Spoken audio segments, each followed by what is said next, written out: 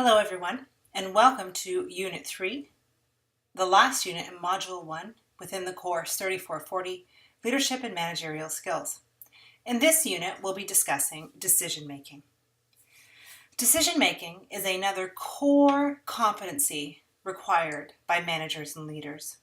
The ability to make decisions, to make sound decisions, to make decisions quickly knowing what information to gather, is a critical competency or a critical skill of managers and leaders. So within this unit, we will talk about what decision-making is, the process of making decisions, different decision-making styles, and then we'll talk about making tough decisions and give you some a sense of how different ways in which people make decisions. There are two corresponding readings that you will have done for this module, and this week you're not reading within your text, but you're reading from some published work by leading scholars in this field. You will also view another video, a fairly lengthy video, that was an interview between Daniel Pink and Daniel Kahneman. Kahneman being a Nobel laureate, a Nobel Prize winner for his work with his partner Tversky on decision-making. Interestingly, that particular talk between Dan Pink and Daniel Kahneman, I was actually there on that day and had an opportunity to see that conversation firsthand. So it is quite an interesting and insightful conversation that reviews some of the very important work that Daniel Kahneman did on decision-making, which we'll review here as well. I'll highlight here, but of course, you'll be able to go into greater detail in different parts of this unit. Okay, great. So let's get started. Let's talk at first about what is decision-making. Let's define it so that we all have a sense of where we are, and we have a sense of, we have a shared definition of this construct. Decision-making is the process of developing a commitment to some course of action. So making a choice about the direction in which you will expend your effort, or the direction in which you will move, the direction in which you will apply resources. So there are three noteworthy things about decision-making. It involves a choice among several alternatives. So you'll be weighing the pros and cons, weighing the benefits and the costs of a certain set of actions or a certain set of alternatives. Decision-making is a process. So you might come to one decision, you might come to an outcome, but really decision-making is the what gets you there, the act of making the decision, the process itself, which we'll come to in just a moment. And then it involves a commitment of resources. Once you've made the decision, you are allocating resources, whether that's time or effort or other individuals' time and effort towards a certain course of action. And so these are the elements of decision-making: choice, the process, and commitment of resources. So let's talk for a moment about the decision-making process. When we're thinking about decision-making, you can think about it in one of two ways. You can think about it as the act of making the right decision, or the act of going through the correct process for making the decision. The functional model of decision-making would tell us that the process is actually more important than the decision itself. If you have a sound process, then whether or not your decision ultimately is the right one, it's still defensible because the process that you took was one that was thorough, rational, and weighed all of the best alternatives, the information that you had for the alternatives at that point in time. So the first step in this process is orientation. This is where you define the problem. You set your goal. What is it that we hope to achieve? Making the right decision can sometimes be about optimizing resources. It can sometimes be about satisfying. It can sometimes be about, it could be about making the correct business decision, or it could be about making a decision that keeps customers happy. There can be all kinds of outcomes that you are working towards. So knowing what you're hoping to achieve is critical. And then planning the process of the decision-making. So will we have a group of people? Will there be a decision-making leader? Will this rest on the shoulders of one of our managers? And so on and so on. Often, this step is overlooked. Often when you see a problem, you jump right into the decision-making phase, and you don't really outline the way in which the decision will be made, which is what this first phase is about.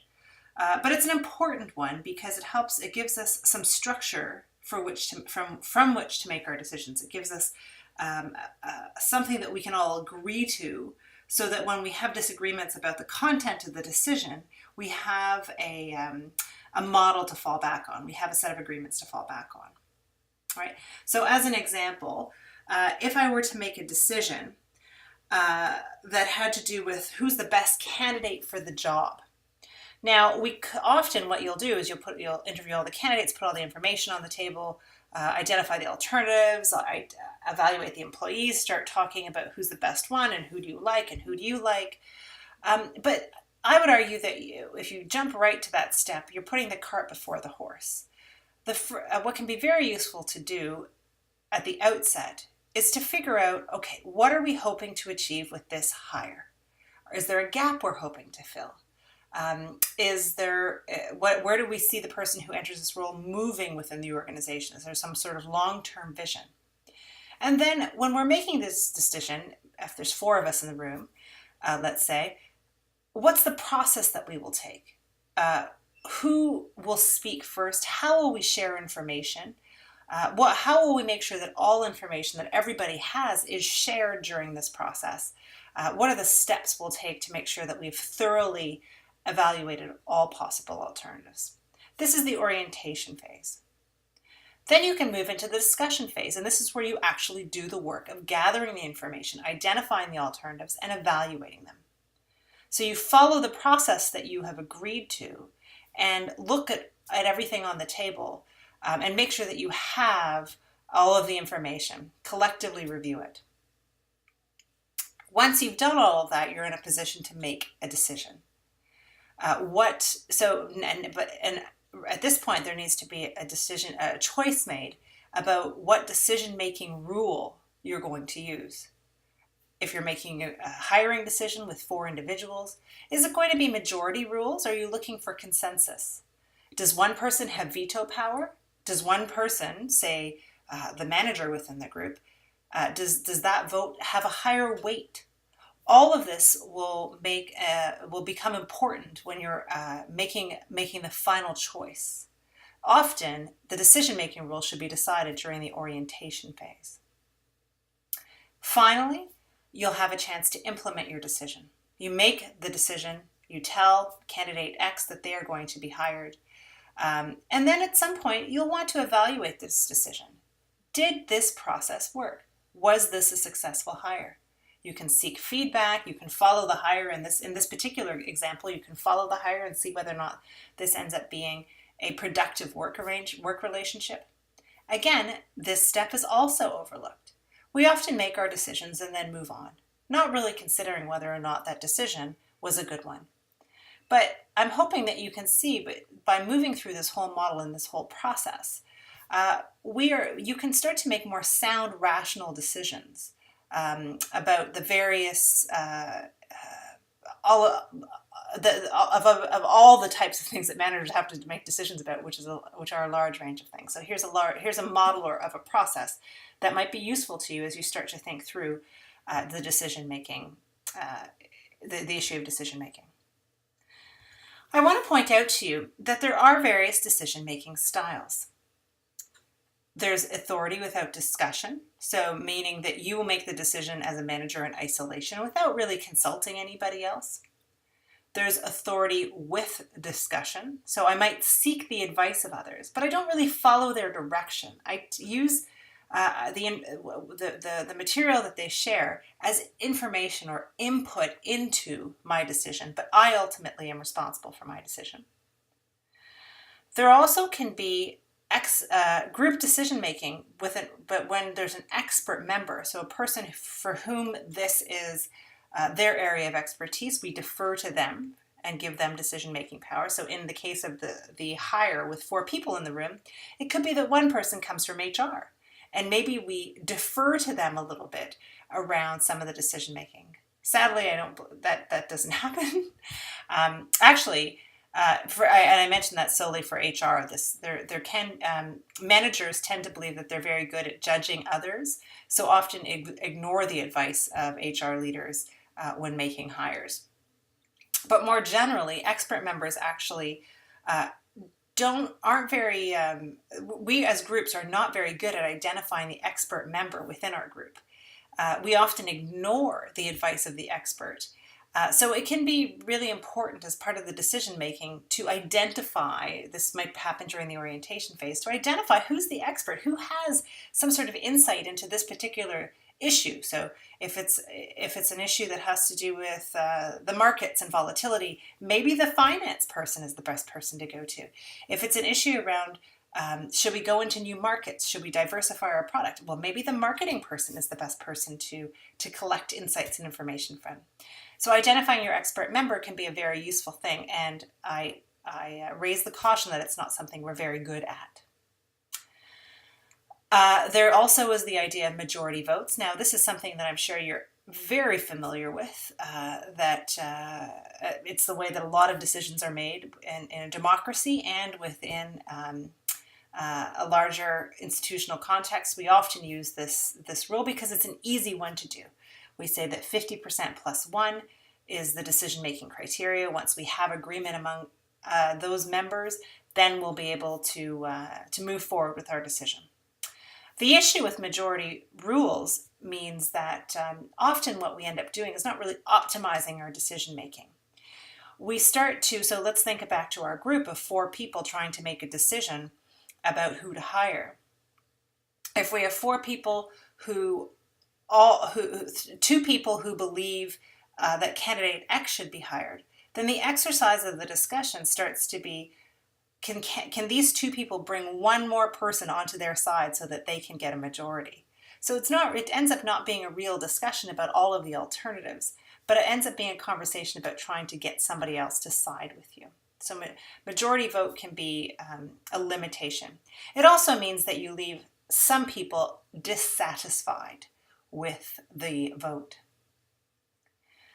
Averages are another way to go. This is a fairly popular one when we're dealing with very large groups, and there's a good reason why. Making decisions within groups can be a very difficult thing, and groups aren't very good at making decisions. Often there are all kinds of biases that exist within groups that can lead to suboptimal decision making. But we do know that if you have the type of decision that can be made using the mathematical average of all of the members of the group is actually very smart. The group is brilliant. What makes decision-making in groups difficult is that people have to talk to one another and try and integrate their choices through and their rationalizations through conversation. That's where it gets messy. I put this jelly bean jar here to illustrate a point around averages within groups. There's a classic experiment in social psychology, and actually in economics, where individuals are asked to do that age-old fair game, the game that you would see at a fair, where they have to estimate how many jelly beans are in a jar. And if you ask individuals to do this, individuals aren't very good at this task. It's a very difficult task to estimate how many jelly beans are in this jar. And often the jars are much bigger than the one that you'll see on this slide. But if you were to ask 100 people and then to average their independent guesses, you come very close to the number in the jar. So the individual is not very good at deciding or guessing how many jelly beans in the jar. But because this is something that we can take a mathematical average of and compile answers in a way that makes sense mathematically, we can come to a fairly good response. So averages can work in some circumstances, can be very helpful. And finally, consensus. This is where we keep talking and keep working it through until we get to a point where everybody is in agreement. This is another decision-making style.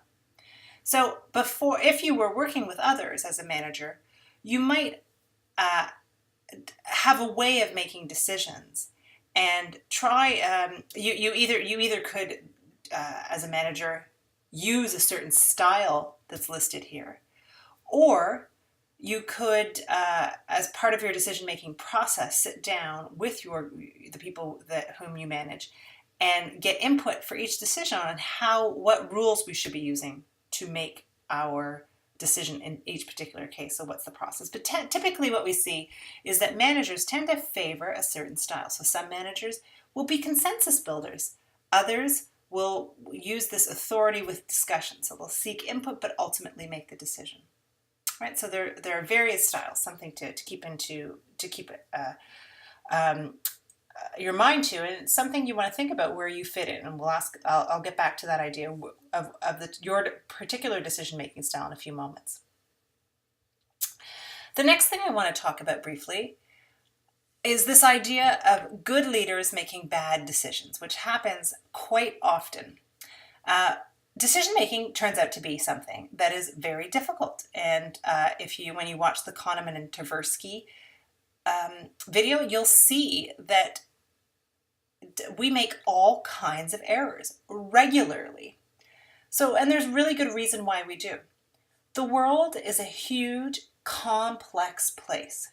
There is a lot of information that we need to take into account for any one decision. Because of the enormity of input, because of the volume of information that we have to distill, attribute importance to, and move beyond, we end up taking what Kahneman and others call heuristics, which are essentially cognitive shortcuts. We end up using heuristics, cognitive shortcuts. And essentially these heuristics help us to trim down the amount of information that we're using in order to make sure that we can make decisions swiftly, right? So in a world filled with information, we have ways of prioritizing information without even knowing it.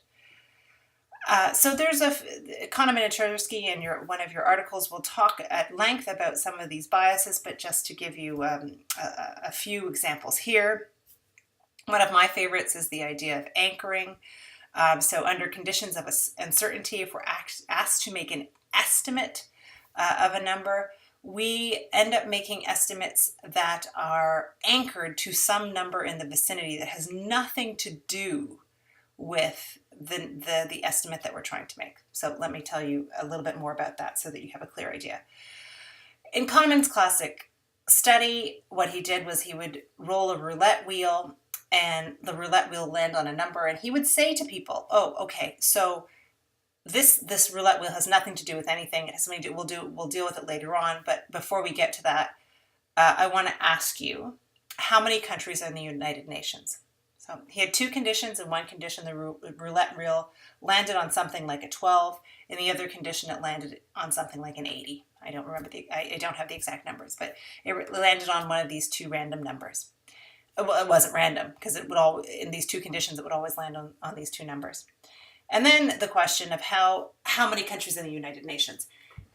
If you saw the marble in the roulette wheel go onto a 12, your answer would be very close to 12. If you saw the marble in the roulette wheel go on 80, your answer would be close to 80.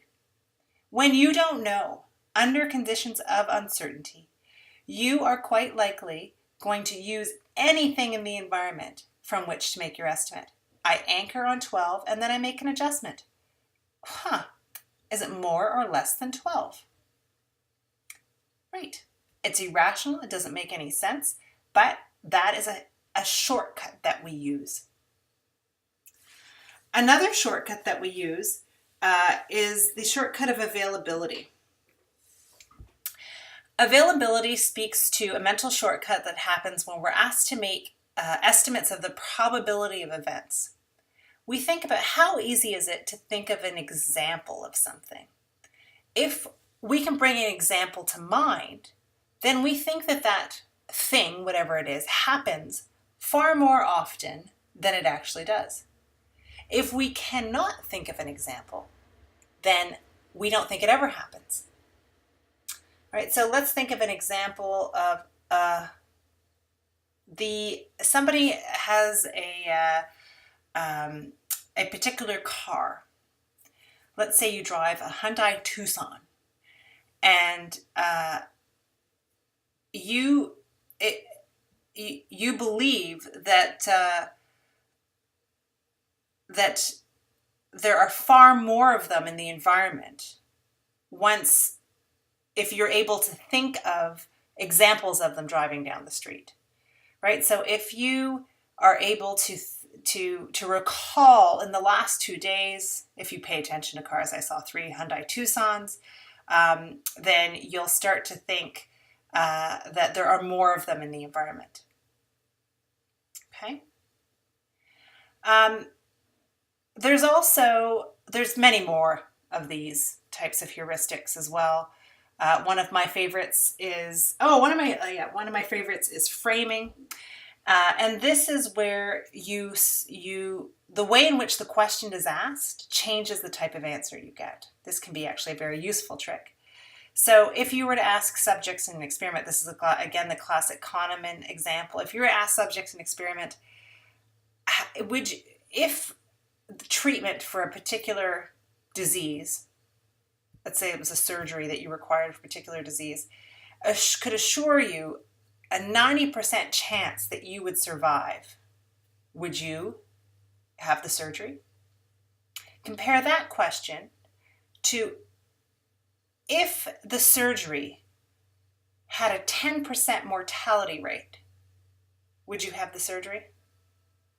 They're the same question, right? It's the same probabilities, but because one is framed in terms of loss and one is framed in terms of gain, the positive survival, people answer that differently. People are more likely to say yes to the question when it's framed in terms of survival than when it's framed in terms of mortality. Okay, so you'll read a lot about these, and I want you to go through them and understand them, and they're all very interesting, and I find them fascinating. But I want to point out here, this study by Campbell et al. In 2009 points out there are lots of reasons why good managers make bad decisions. The first is the conditions under which the decisions are made, the choices are made. Often we're very self-interested. This is in one of your articles.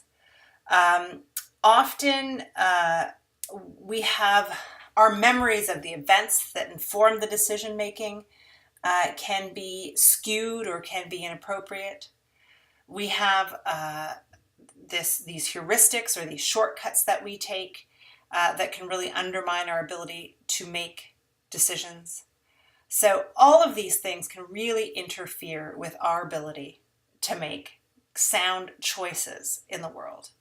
Now, one of the sad pieces of news is just by learning about these heuristics and these decision-making processes, it actually doesn't improve your decision-making. And you'll see this in the interview with Dan Pink and Dan Kahneman, that the way to improving your decision-making isn't by understanding all of these fallacies or these faults that we make within our decisions. Certainly this is useful information. I don't mean to say that it's not useful to learn about them. But if you hope to improve your ability to make decisions in the moment, the way to that is by making sure that you have a sound process for decision making, right? As we alluded to earlier. We'll come back to this in a second. I put this here because it's funny. So if you want to take a minute, you can pause the video and you can read this cartoon. Right? Just a funny jump in logic about how people make decisions. Next, let's talk for a moment about making better decisions. When making better decisions, when you hope to make better decisions, you want to make sure that you have all the information available, that you seek out that information, that you use the information, and that you share the information with others such that you are collectively all assessing all information. Something that we do quite often is we only share the information that supports our viewpoint, and we hide information that doesn't support our viewpoint. We want to be as open and transparent as possible with all of the information that's available around a given choice so that we are able to support one another in making effective decisions. So I promised you an opportunity to think about the type of decision maker that you are. Here you'll see individual differences in decision making. Think about where you fit in.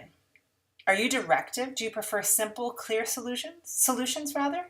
Or do you like to make decisions rapidly? Do you like to you don't consider a ton of alternatives? You kind of want to narrow down and focus very quickly. And you rely on existing rules.